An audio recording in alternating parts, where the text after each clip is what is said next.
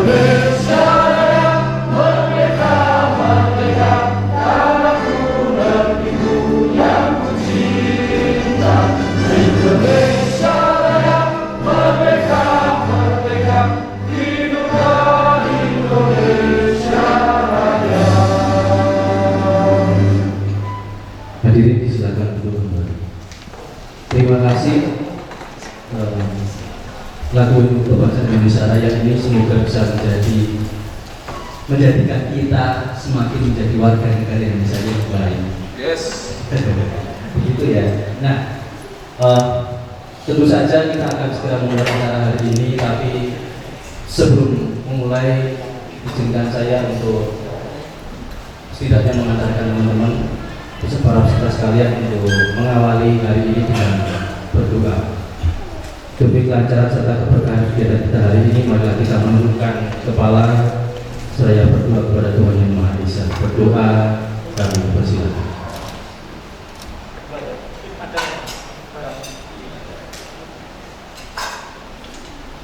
Baik, terima kasih.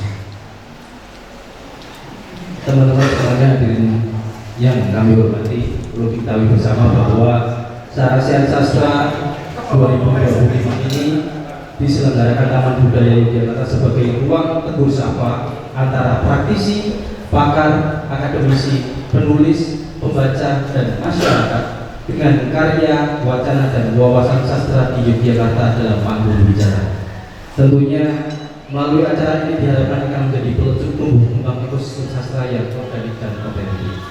Nah, hari ini kita sudah ada beberapa narasumber dan tentu saja Sarasian ini nantinya akan dimoderatori oleh seseorang yang sudah melintang, sudah kemana-mana, apalagi dalam skena sastra Yogyakarta. Jadi skenanya harus kita tebalkan ya. Beliau ini adalah saudara Raihan Robi. Tepuk tangannya. Kita impor langsung dari Jakarta. Nanti dulu tak present ya. Acara Sarasian ini tentunya akan dimoderatori oleh Raihan Robi yang adalah penulis, editor, dan program manajer lepas asal Jakarta yang kini menetap di Yogyakarta. Sehari-hari ia bekerja sebagai redaktur pelaksana di Seni Padoka ini. Bukunya tentu saja sudah ada banyak, tapi nanti teman-teman silahkan dari sendiri ya. Gitu. Oke, mari kita beri tepuk tangan yang meriah untuk Raihan Robi.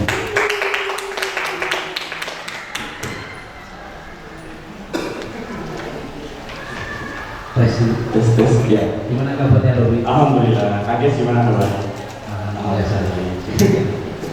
Kapan sampai di Jogja? Katanya bisa di Jakarta. Iya, kemarin baru banget sampai kaget. Untuk ini tentu saja. Untuk ini. Oke. Terima kasih. Silakan sekarang sudah ditunggu oleh teman-teman.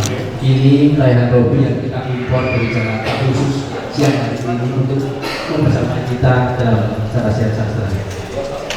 Terima kasih Kak Ila. Boleh tepuk tangan dulu terima kasih. Seperti yang sudah Kak Ila tadi present, tentu tanpa berlama-lama lagi kita sebentar lagi akan melaksanakan Sarasian Sastra dengan judul Yogyakarta.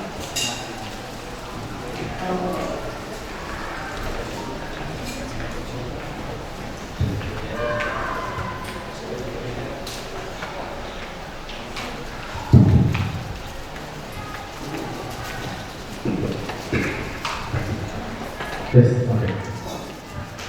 Ya, sebentar lagi kita akan melaksanakan Sarasian Sastra dengan judul Yogyakarta Ibu Kota Buku Sastra, menilik ekosistem penulis, penerbit, pedagang, pembaca hingga arsip buku sastra. Nah, sebelum masuk ke diskusi, kita akan mendengar semacam pengantar dari programmer atau yang membuat acara ini. Saya akan bacakan dulu profilnya. Acara ini digagas dan dibuat atas matikan dari Latif S. Nugraha. Dia adalah seorang penulis, pemrogram event sastra di Yogyakarta. Dia pernah menerbitkan buku puisi, Menoreh Berumur Terpendam, dan pada suatu hari yang mungkin tak sebenarnya terjadi. Karya non-fiksinya, Sepotong Gunungnya NH, membuat nama Latif S. Nugraha semakin dikenal di sastra Indonesia. Yang terbaru, ia menulis novel autobiografi awal mula yang diterbitkan oleh Basa Basi. Sebagai program sastra, Latif S. Nugraha juga pernah terlibat di studio pertunjukan sastra. Dan yang terbaru, selama 2 tahun ini, ia menjadi koordinator divisi sastra Festival Kebudayaan Yogyakarta. Ini dia, kita sambut Mas Latif S. Nugraha. Tepuk tangan, teman-teman.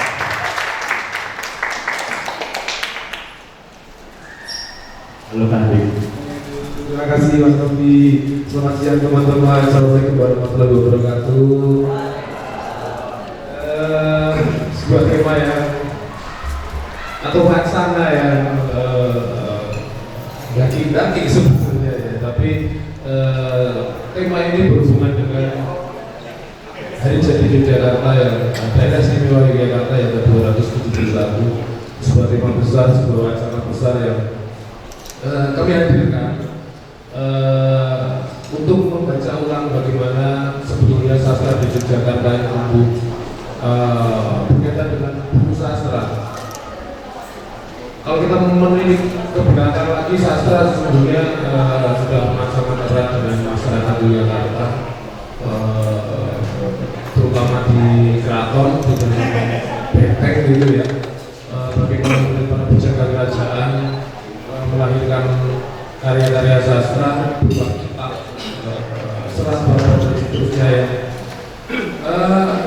Ada satu tragedi bahkan yang kemudian banyak yang diambil itu adalah kitab-kitab itu, kitab buku sastra itu tahun 1812 ketika Inggris menjajah gitu, dibikin Spain, dan kemudian kekayaan berupa arsip sastra kita, dokumentasi, naskah-naskah kemudian dirampok bisa-bisa, dan kemudian raja berikutnya harus menulis ulang lagi, menulis yang baru lagi dan seterusnya.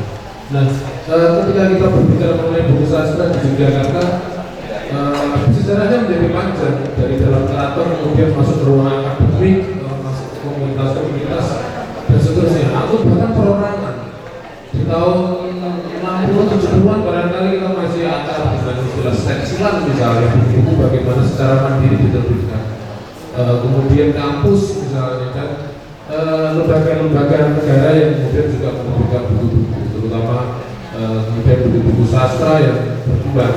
Sejumlah penulis hadir, komunitas-komunitas tumbuh, para penulis berkumpul, antara akademisi dan juga praktisi berkumpul di situ.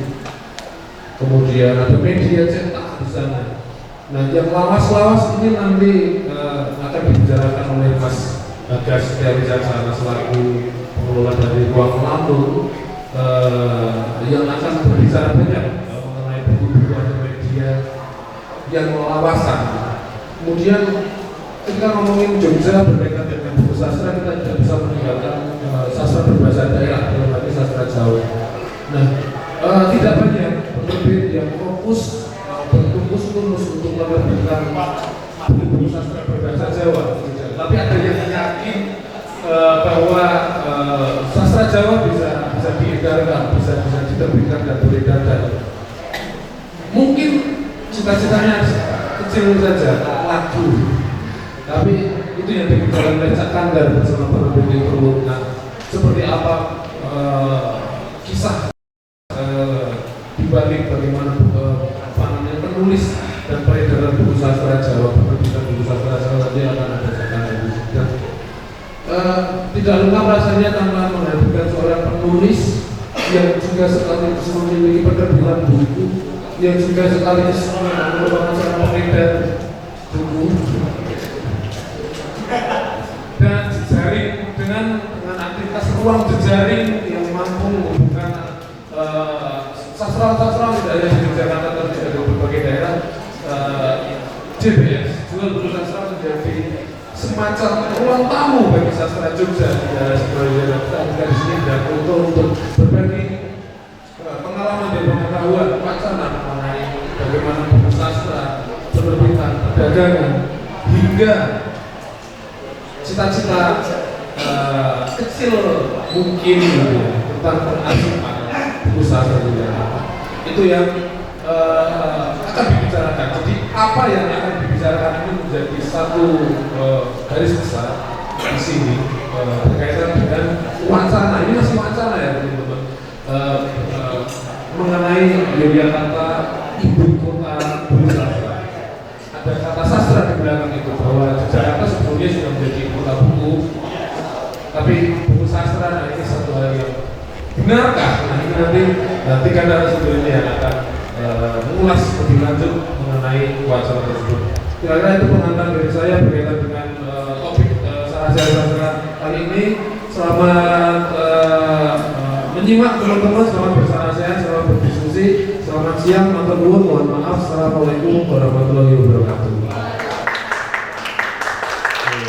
Ya, terima kasih Mas Adif atas pengantarnya yang ciamik mengenai tema kita pada hari ini. Saya izin duduk. Tentu tanpa berlama-lama lagi kita akan memanggil tiga narasumber yang sudah tadi Mas Adif katakan. Narasumber yang pertama saya akan memanggil Indrian Poto adalah seorang penyair yang menerbitkan buku puisi Pledoi Malin Kundang dan beberapa buku. Bersama istrinya, Mbak Mutia Sukma, ia mengelola toko buku dan penerbit Gol Buku Sastra yang telah belasan tahun menggerakkan kerja-kerja kesusastraan dengan ciri khasnya. Nah, yang terbaru, teman-teman, penerbit JBS ini memborong daftar panjang nominasi buku sastra pilihan Tempo dengan keseluruhan 5 buku puisi. Ada Harum Serbuk Tembok karya Mbak Mutia Sukma, Nyawa Tinggal Sejenak Lebih Lama karya Panca Dewi, Hantu Pada karya Isa Tegar, Dengung Tanah Goyang karya Ihir Fitra, dan Tilas Genosida karya Kamu Takin yang juga menjadi buku sastra pilihan Tempo kategori puisi.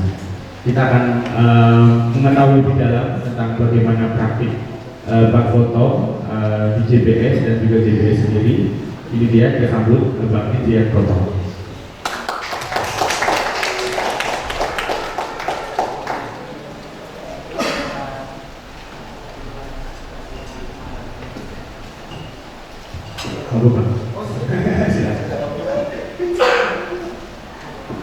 Oke, ya, terima kasih Bang Boto. Selanjutnya ada pembicara kedua, yaitu Mas Bagas Setia Wicaksana.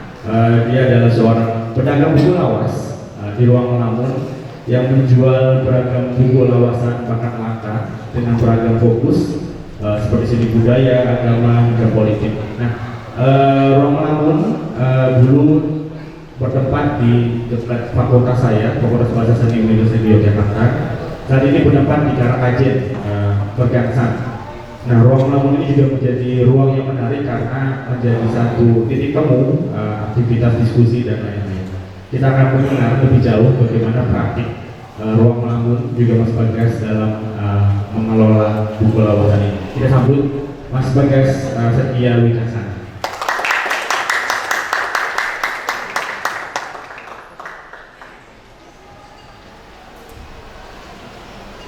Halo Mas.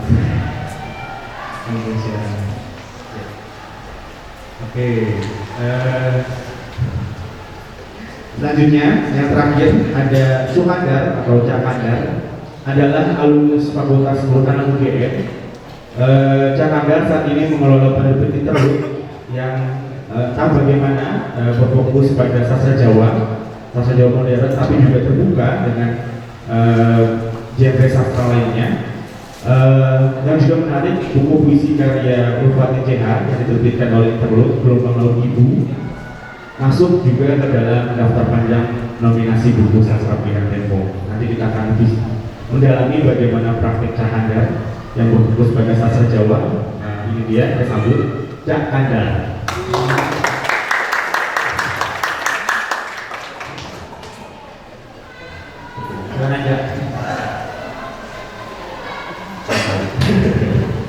Oke, teman-teman, di hadapan kita sudah ada 3 narasumber yang akan menceritakan pengalaman serta pengetahuan mereka yang sudah lama menggeluti ekosistem buku sastra di Yogyakarta.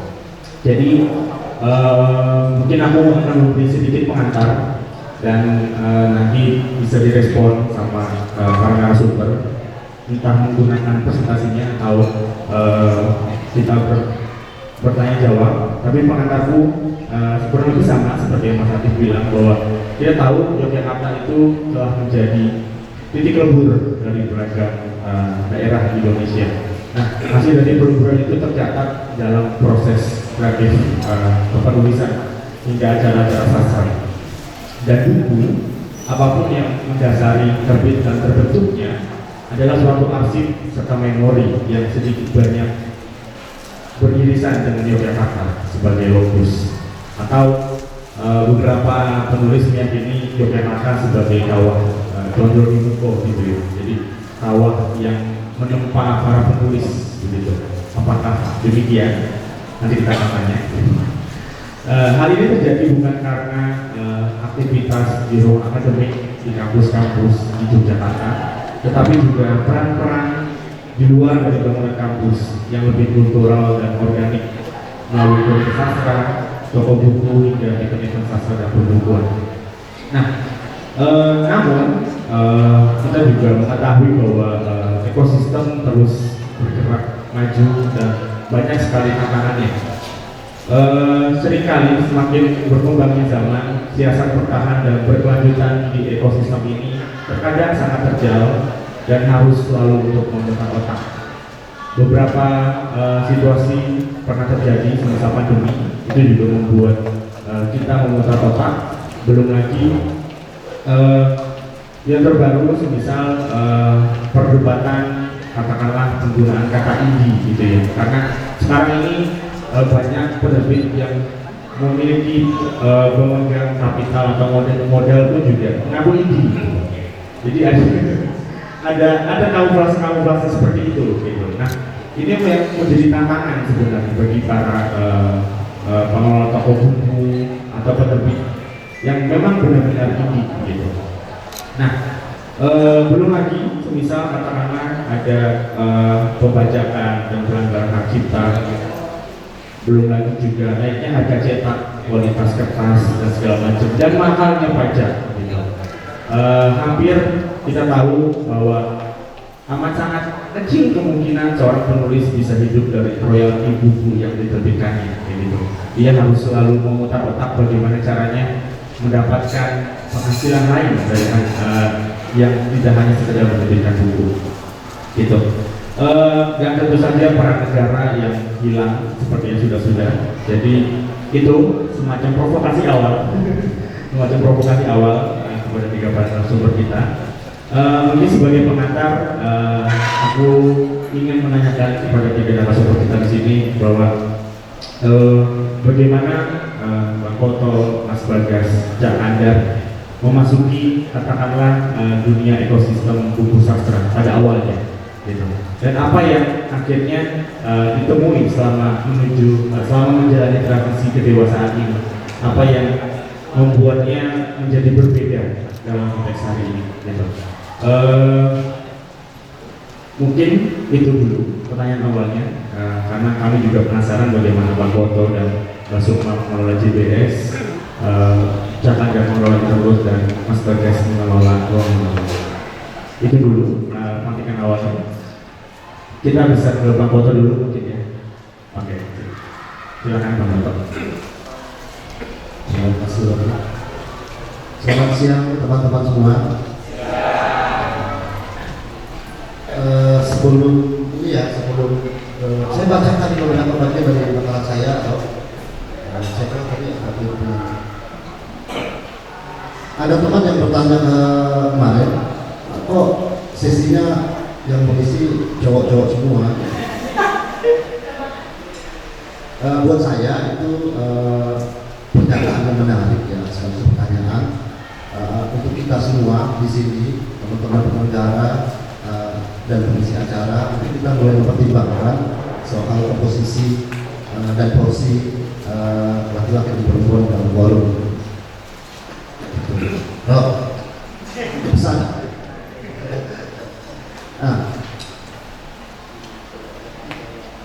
Apa ekosistem perbukuan di Jogja? Kalau menurut dari tema kita, saya kira cukup sangat luas ya. Kita bicara soal penulisnya, ngomong soal penerbit, toko buku, pemasarannya, pembaca, hingga pada akhirnya kita ngomong soal arsip sastra. Namun demikian, di Jogja menjadi sesuatu yang tampak biasa-biasa saja, karena justru orang-orang yang ada di ekosistem ini punya peran lebih dari satu. Mungkin dia penulis sekaligus penerbit, sekaligus pedagang buku, atau dia pembaca, mungkin mulai dari kolektor koleksi buku, dari kolektor atau dari penjual buku. Jadi pola distribusi perbukuan di ekosistem ini menjadi cukup stabil di Jogja. Jadi kayak santai-santai aja bahwa saya mungkin sekarang penulis kebetulan kemudian menyukai sastra sebagai pembaca, kemudian tiba-tiba punya toko buku kecil dan tiba-tiba punya penerbit gitu. Itu ada banyak orang. Artinya itu bukan profesi yang istimewa di Jogja, karena hampir banyak orang punya profesi yang begitu. Jadi dia memerankan lebih dari satu bidang di dalam ekosistem ini. Nah, penulis sebagai penerbit itu kan sudah tunggu cukup panjang. Saya jangan terbilang Pak Iko Sidi dengan Pustaka Jaya ya kan. Nah, Pustaka Jaya sudah mulai itu jauh-jauh hari gitu. Cuma waktu itu belum ada Shopee atau Tokopedia, jadi Pak Haji sempat jualan di situ. Nah, jadi apa namanya?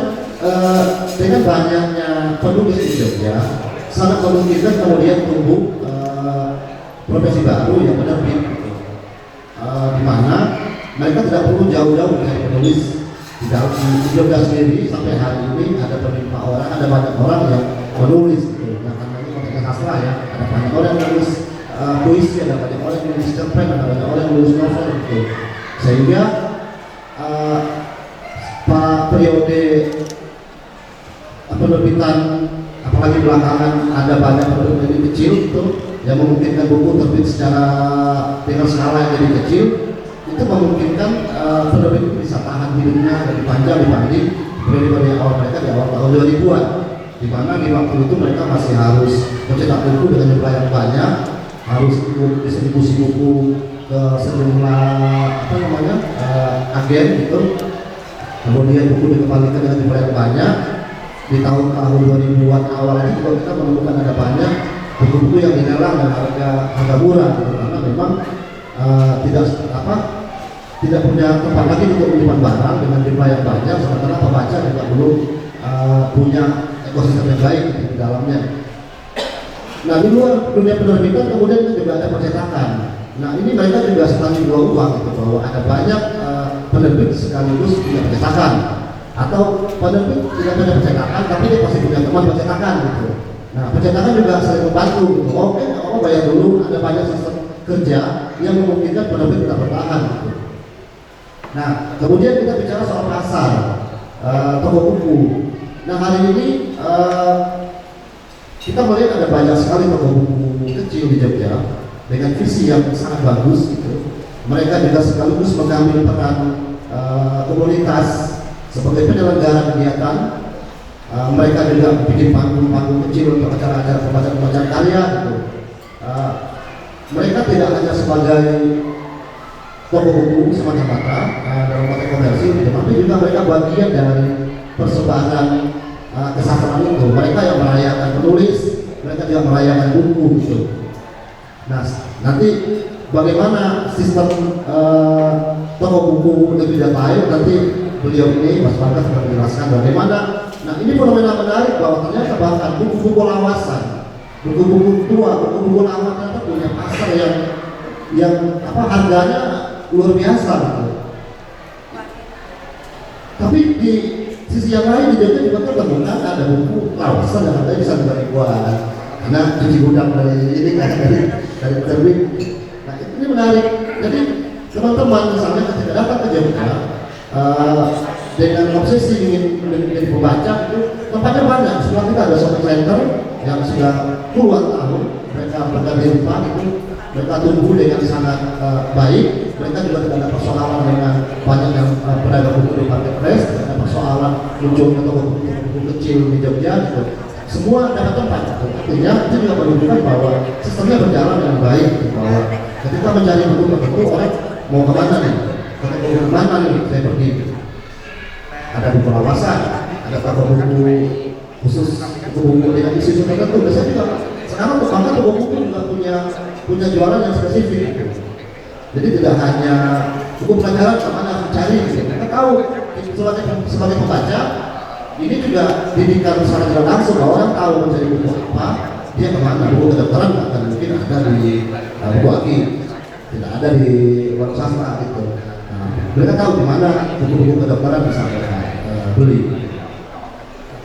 Nah, sebelum kita masuk ke pembaca, ada lagi dia bukan bagian dari ekosistem ini, tapi dia juga punya peran gitu. Event sastra dan event buku ada banyak di Jogja. Saya kira itu mensupport penulis, mensupport pembaca, mensupport penerbit, sekaligus toko buku gitu. Jadi event sastra, misalnya ada acara sastra di mana, di situ pasti akan temukan ada orang jualan buku.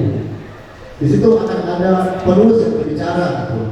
Artinya rangkaian kerja ini tidak lagi berjalan sendiri-sendiri. Ini satu bagian. Dan mulai dari dia sebagai penulis, dia sebagai penerbit dan toko buku, ini berjalan beriringan. Nah, Ivan Sastra menunjukkan bahwa pola kerjasamanya buku dengan cukup stabil gitu. Kalau acara sastra, mau acara buku, kalau acara buku pasti ada sastranya, acara sastra pasti ada bukunya gitu.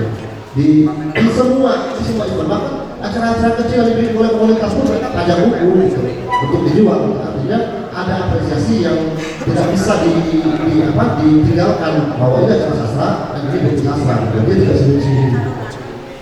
Nah, yang terakhir kemudian yang kelima adalah pembaca. Nah, tadi pembaca saudara tidak ngomongkan.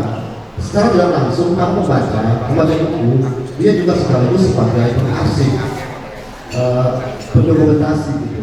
Makanya ketika kita bicara soal dokumentasi sastra, buat saya unsur-unsur yang tadi disebutkan, baik penerbit, baik penulis, baik toko buku, bahkan aktivis literasi gitu, itu bagian dari rumah bersamanya gitu, bahwa ini nyaris tidak bisa kita pisahkan, bahwa kita bicara soal dokumentasi, kita bicara soal istilah Pak Latif dalam museum sastra gitu misalnya. Nah, unsur ini mesti menjadi pertimbangan kita bahwa bagaimana sistem kerja penerbitan toko buku, hubungannya dengan penulis, itu bagian dari ekosistem yang tidak bisa dipisah-pisah, bahwa dokumentasi bukan hanya semata-mata arsip, tapi juga dokumentasi event, bahwa ada kegiatan yang berjalan di tengah-tengahnya, itu juga yang penting yang harus dipertimbangkan ketika kita bicara di ruang yang lebih luas sebagai museum, sebagai dokumentasi. Nah, di CBS kami menerbitkan buku yang fokusnya ke buku sastra, dan sekaligus kami juga berjualan buku gitu. Jadi teman-teman bisa main ke rumah, di sana kadang-kadang kita juga sesekali waktu bikin acara-acara diskusi juga gitu. Setidaknya JBS dan sejumlah toko buku di Jogja, sejumlah penerbit di Jogja punya sedikit andil, karena ini dilakukan oleh banyak orang di banyak tempat di Jogja. Ada juga melakukan itu sekarang di Berbah, ada diskusi juga. Jadi saya kira semua bekerja dengan semaksimal masing-masing, sebisa masing-masing untuk tumbuh bersama, menjaga ekosistem perbukuan dan sastra itu berjalan dengan stabil. Sementara kayak itu dulu. Pak Boto, terima kasih banyak. Ya, mungkin bisa kita langsung ke Cakada dulu, nanti biar ditutup oleh Mas Boto. Silakan Cakada. Iya, matur. Terima kasih. Selamat siang teman-teman semua. Pada perjalanannya saya atau kami Interlock itu kan lahir di antara penerbit pasca reformasi di tahun 2000 dan sebelum 2010 yang di sana lahir penerbit-penerbit dengan sistem PUD, dengan sistem self-publishing. Saya memperkenalkan Interlock karena kami barangkali tidak bisa hidup sampai hari ini tanpa ada satu komunitas yang saya terlibat di sana, yaitu studi pertunjukan sastra, bincang-bincang sastra yang setiap bulan di ruang ini hampir 15 tahun menggelar acara namanya bincang-bincang sastra.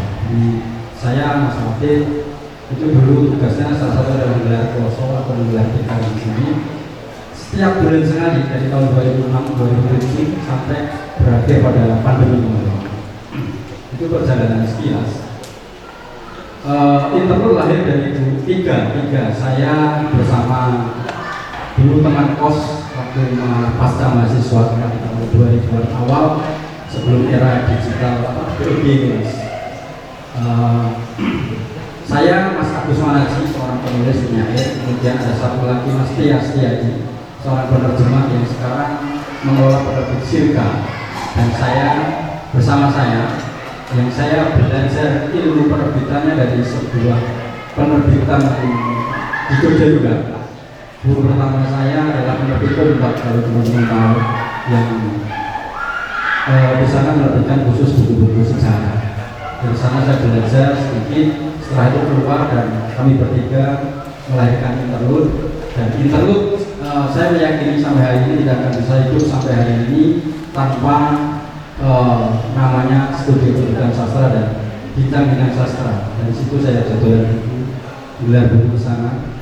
Karena di bidang sastra itulah salah satu konsep yang menurut kami dalam skala kecil itu menjadi satu skema yang menarik. Suatu ketika seorang sastrawan senior, saya sebut almarhum Mas Imam Yudi Santoso, acara sastra orang buku itu kami ditempel habis secara pemikiran, karena ya baca puisi, pentas, ini dan kemudian ngobrol, di sana tidak ada buku. Kemudian itu berlangsung dan berlangsung sampai 15 tahun lagi, dan kami nulut mulio kalau orang bahasa Jawanya. Nulut ya tidak benar sih, tapi karena saya ikut juga di sana menggelindingkan bidang sastra yang barangkali dari beberapa generasi di sini belum pernah, sudah ada yang mencicipi di tahun sebelum pandemi 2019. Itu sekilas tentang interlude. Kalau berbicara ekosistem, saya jadi teringat pelajaran kehutanan. Karena kan saya tahu lulus fakultas kehutanan, Mulyo dan kawan-kawan. Lalu saya tidak berlanjut di dunia kehutanan. Ya bagi saya, atau kami interlude orang lain juga, kalau di ekosistem itu kan ada namanya Nietzsche itu kan ruang sangat kecil dalam sebuah ekosistem yang di situ ada kehidupan juga. Nah, saya interlude itulah salah satunya yang hanya menjadi bagian kecil atau relung kecil dari sebuah ekosistem besar yang bernama Daerah Istimewa Yogyakarta. Dengan sistem tadi yang silakan Bang Joko dengan istimewanya nanti bahwa di sini penerbit bisa penulis bisa pedagang bisa percetakan dan sebagainya. Makanya di kemudian hari di perjalanan yang selanjutnya kami tidak berani menyebut sebagai penerbit. Interlude bukan penerbit buku, tapi petani buku. Jadi karena kami melihat diri sendiri bahwa janjane aku ora godang bahasa Jawa, ora jigus, ora iso bagaimana ya mengelola manajemen sebuah penerbitan depan foto misalnya. Yang penerbit sekaligus punya toko buku. Akhirnya setelah berinteraksi ya di bidang sastra itu kami menyimpulkan kami itu bertani buku, tidak menerbitkan buku. Jadi interlude bukan penerbit buku tapi bercocok tanam buku. Nah, berlanjut ke pesan sponsor dari Taman Budaya. 5 tahun terakhir ini kami kan dicap atau dilabeli sebagai penerbit sastra Jawa. Yang saya pikir ini juga nggak banyak yang tahu paling. Bagi yang ini misalkan ada yang kenal penulis Jawa, sebutkan 3 penulis sastra Jawa. Silakan nanti saya kasih buku lah. Silakan. Ada sorry Leo. Ada? Oh ya, Mas. Oke. Mas namanya? Oke. Ya, nanti minta alamat ya. Nanti silakan nulis alamat. Terima kasih. Itu beberapa penerbit betul, ada Solo, ada Bini Pangestuti, Suparto Broto dan lain-lain yang kemudian pada tahun 2015 ini lagi-lagi peristiwanya di bidang sastra. Edisi 61 di bulan tapi di tahun 2010 kalau tidak salah. Saya bertemu sosok yang sampai hari ini saya tidak bisa mengelak bahwa beliau lah yang mengatakan saya untuk membaca karya sastra Jawa. Di bincang-bincang sastra itu kan awalnya sastra Indonesia semua.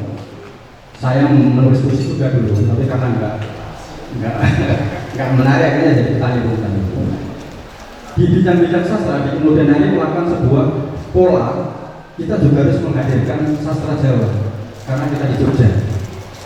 Lain misalkan di Padang, sastra Padang, atau di Madura, sastra Madura. Ide itu muncul juga dari pergulatan atau titik temu dari figur sapa di bincang-bincang sastra itu. Nah, momen bincang-bincang sastra edisi 61 itu saya dipertemukan dengan sosok pengarang Jawa yang bagi saya bagi saya pribadi ya, karena waktu itu belum banyak baca. Itu bagi saya punya sastra Jawa, khususnya cerita cekak atau cerpen Jawa, namanya Pak Jayus P.K. Kelahiran Ngawi, tumbuh dan besar di Bojonegoro. Ketika saya membaca karya-karya beliau, otomatis saya miso, karena nggak boleh miso ya, nggak boleh. Dari sana saya yang dulunya sinis, saya sinis dengan sastra Jawa. Saya kan bacanya Kuntowijoyo, Umar Khayyam, baca saat itu Mangunwijoyo. Saya baca karena generasinya kan era-era itu. Jayus P.K. Akhirnya saya membaca satu cerita judulnya Kakus atau ya Kakus bahasa Jawa. Kalau bahasa Indonesianya WC atau toilet. Dari situ saya benar-benar miso habis-habisan. Kok penulis cerita cerpen Jawa seperti ini. Dari situlah saya sadar kesinisan saya harus saya buang dan mulai membaca karya sastra Jawa, khususnya karya Pak Jayus P.K. almarhum. Lalu setelah itu ada orang ya dua nama yang saya tidak bisa yang wajib saya sebut ketika saya mencoba menggulirkan sastra Jawa. Yang nama kedua adalah almarhum Iman Budi Santoso. Karya-karyanya beberapa akan terbitkan, tapi terkait dengan bergulirnya sastra Jawa itu Mas Iman waktu itu ya di acara bincang-bincang ngobrol, selesai acara ngobrol bercerita. Ketika beliau selesai diundang di Jawa Barat, beliau bercerita, di Jawa Barat itu kuantitas penerbitan buku berbahasa daerah atau Sunda karena itu gayeng. Itu kalau ini berbeda dengan di sini daerah istimewa Yogyakarta. Waktu itu di tahun 2014-2015. Dari situ perjalanan kami di interlude 2015 itu memulai satu petualangan baru. Menerbitkan buku-buku berbahasa Jawa dengan masih sangat terbatas. Meskipun sebelumnya interlude itu jangan salah, penyair Jogja itu pernah terbit interlude dengan semua, karena ya kan punya sastra itulah kan berusaha Pak Mustofa Yasin, Pak Hati Salah, semuanya penyair senior yang karena interaksi kami, ruang bersama tadi, tidak ruang tamu ya, ruang bersama itulah kami akhirnya berinteraksi dan alhamdulillah bisa hidup. Jadi saya berutang banyak kepada bidang-bidang sastra almarhum Mas Halil. Ini beliau senang sama. Itu jadi perjalanan 2015 itulah Mas Iman Budi Santoso memperoleh saya dengan cara menyindir lagi. Nah, Jawa Barat terbitan buku sastra daerahnya lebih gayeng. Dia kan dengan Sanepo dengan penyanyi. Ya intinya harus jokoki saya gitu. Akhirnya ya, tapi beliau orang yang sangat sembodo kalau bahasa Jawa. Sembodo itu bahasa Indonesia apa ya? Sangat kesatria, tapi enggak juga. Jadi ketika pun Mas, bagaimana Mas? Ya itu naik salah saya diajak ke sana, kemudian dibawa ke meja kerjanya, komputer itu sudah ada satu naskah buku kumpulan puisi bahasa Jawa atau keguritan, belum familiar. Di sana kami diserahkan untuk memilih judul, terus pilih judul. Dan judulnya itu di kemudian hari saya sudah kaget, langsung ini judulnya itu Sesanti Tidak Siti, di mana anak yang baru lahir di usia yang baru 7 atau 9 bulan belajar perantangan, belajar berjalan. Puisinya tentang itu, besok bakal cetek dari diri, kalian akan membangun rumah tangga sendiri, belajar berjalan, dan suatu saat ya wacana bertemu diri. Nah, di 2015 setelah perjalanan interlude untuk bertani olah tetanen bahasa Jawa ya, biar kayak penerbit bahasa Jawa tenang, bercocok tanam buku yang bergenre sastra Jawa. Nah, di momen itu kan di Jogja sudah banyak sekali penerbit-penerbit yang wah dengan apa ya, dengan kualitas yang bagus, dengan maksudnya kualitas isi dan lainnya dengan jejaring yang lebih bagus, tiba-tiba ya kami seperti mendapat berkah ketika ada ruang yang belum banyak digarap oleh teman-teman yang mencintai buku untuk mencoba mengelola sastra daerah. Yang situ di Jogja, saya menulis beberapa bagian terakhir itu di Jogja ini banyak sekali sebenarnya, ada Sanggar Sastra Jawa, ada Balai Bahasa Dinas dan sebagainya yang beberapa tahun terakhir sebenarnya menarik mengadakan lomba novel berbahasa Jawa.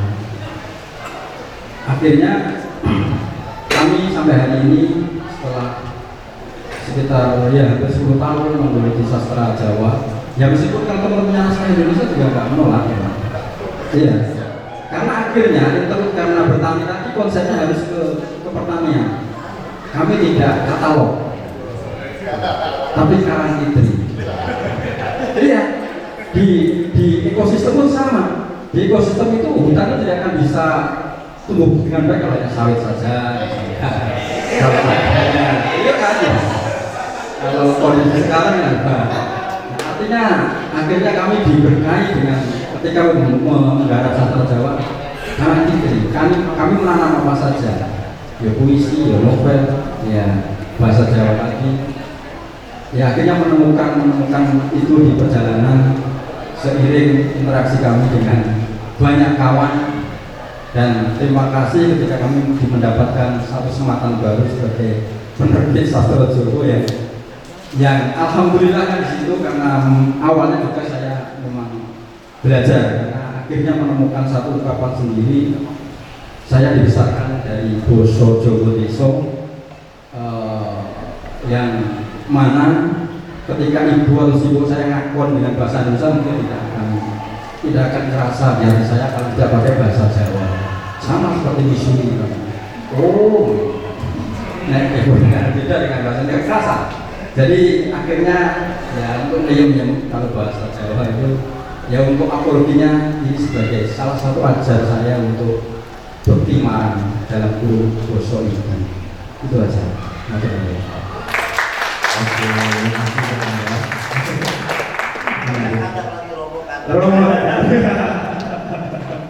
ini Romo Kandar, lulus Fakultas Kedokteran UGM yang baik ya daripada yang seharusnya.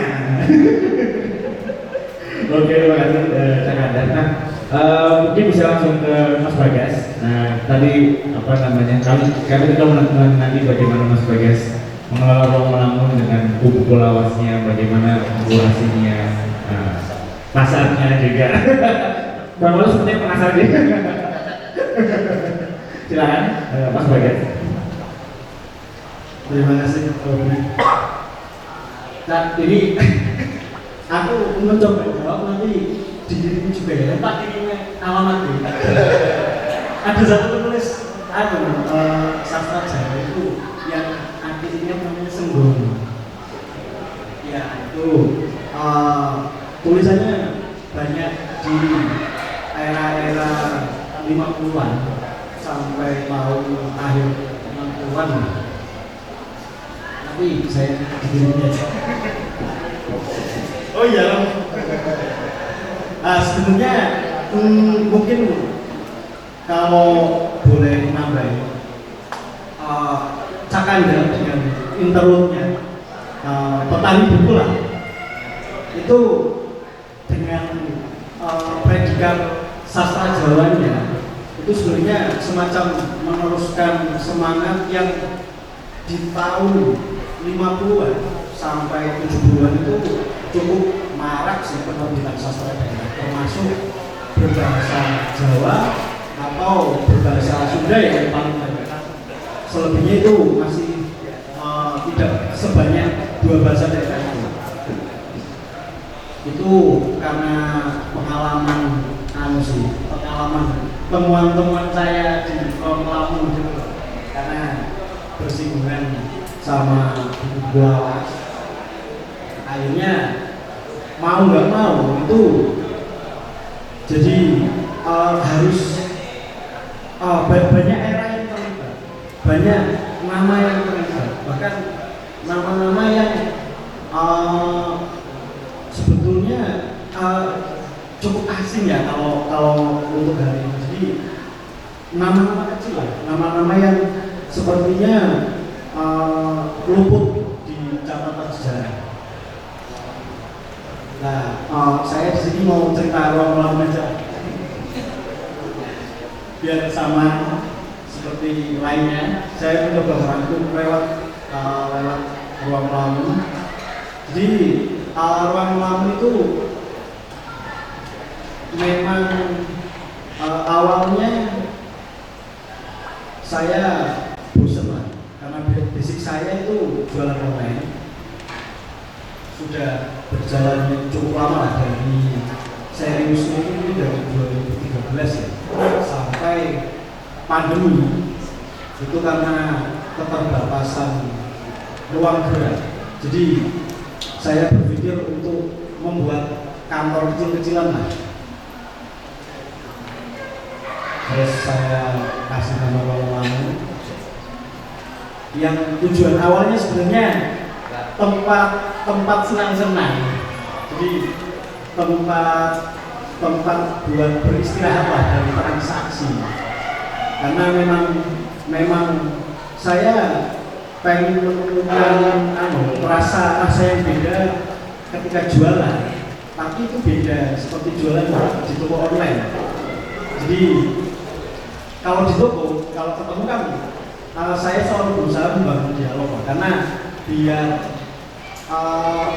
paling tidak itu saya tahu ketika orang yang datang itu kebutuhannya apa, terus carinya yang gimana, biar cukup intim juga lah.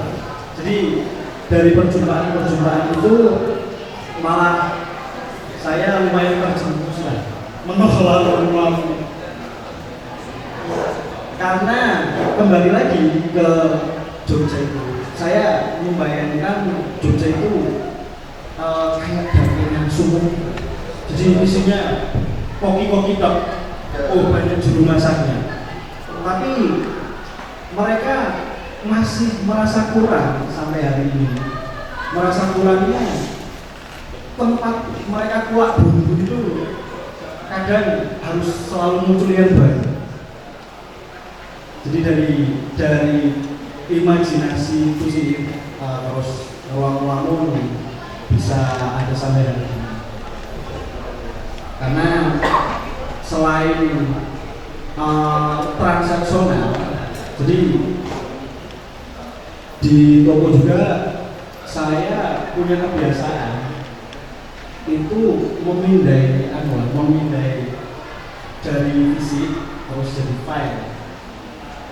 Jadi kalau untuk awal mungkin sebagai catatan aja ya, sebagai harapan saya itu biar arsip-arsip itu tetap aman lah dan masih terus dibicarakan, walaupun fisiknya kadang itu udah berpindah tempat, karena background kita itu kan ya jualan, jadi sangat memungkinkan atau ya kondisi tertentu itu berpindah tangan. Jadi pengamanan terdekat yang sering kita lakukan itu ya memindai. Jadi itu kegiatan lainnya lah selain transaksi. Kalau masalah pasar ya mungkin hampir sama.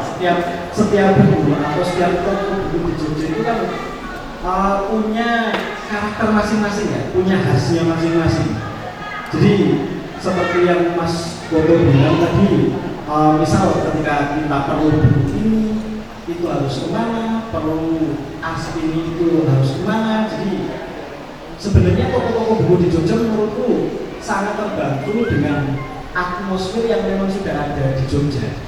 Yang atmosfer inilah yang membuat manusia yang di dalamnya itu punya kesadaran setinggi itulah. Jadi toko-toko buku itu kasarannya cuma ada-ada, jadi nggak. Tapi asiknya dari ada itu memang harus disembunyikan, jadi biar orang dengar.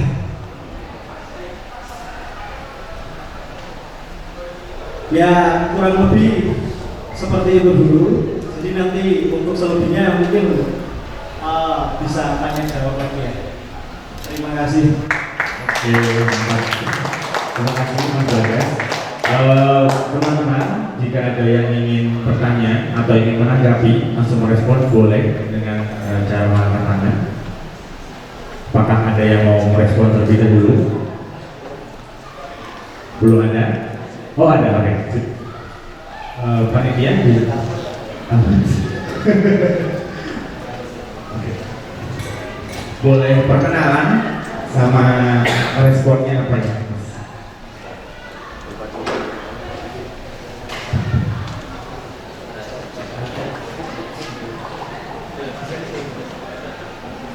Terima kasih buat pemateri daging semua ya soal Ibu. Pertanyaannya mungkin ada dua Pak Moderator. Pertanyaan pertama gabung kepada Cak Kandar dengan Pak Ijen Koto. Kita tahu bahwa saya cerita dulu bahwa saya di Jogja sejak 2014. Ekosistem perbukuan untuk menarik orang-orang masuk ke Jogja itu sangat kuat. Namun di akhir-akhir ini kayaknya ibu kota buku sastra akan punya saingan ibu kota kuliner kayaknya di Jogja. Nah, menghadapi situasi demikian gimana gitu? Karena ketertarikan orang ke Jogja sekarang terhadap buku bisa kalah jauh atau sebanding dengan kuliner dan lain-lainnya. Nah, pertanyaan kedua untuk Pak Bagas sebagai tuan rumah, tuan lamun. Di sini kita tahu bahwa sebagai pedagang buku lawas akan selalu dituntut dengan buku-buku yang anti, terus kondisi mulus dan lain-lain. Padahal kita tahu juga akhir-akhir ini banyak buku-buku lawas yang sudah diterbitkan ulang. Nah, dari Pak Bagas sendiri ada nggak sih kayak contoh semisal kayak buku Prama yang baru terbit kemarin itu? Terus kayak ini gimana ya nasib buku-buku lawas Pram ini? Bakal laku nggak sih di pasaran gitu? Nah, kira-kira kurang lebih seperti itu Pak Bagas untuk kalian foto dan Kandar. Terima kasih untuk Pak Moderator.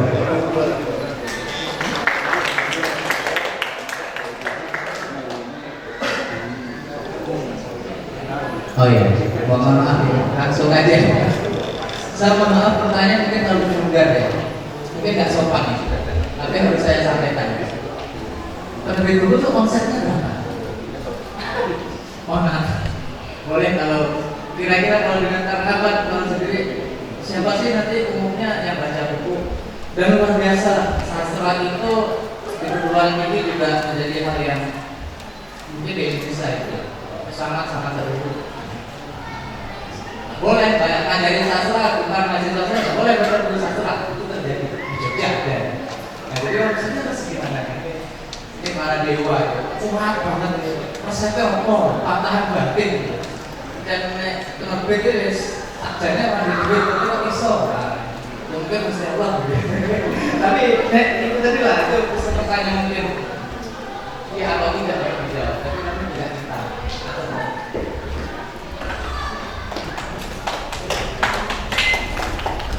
ya, itu ada 3 pertanyaan berarti mau Cak Kandar dan Bang Koto duluan atau Mas Bagas dulu? Silakan. Tadi Cak Kandar, siasat.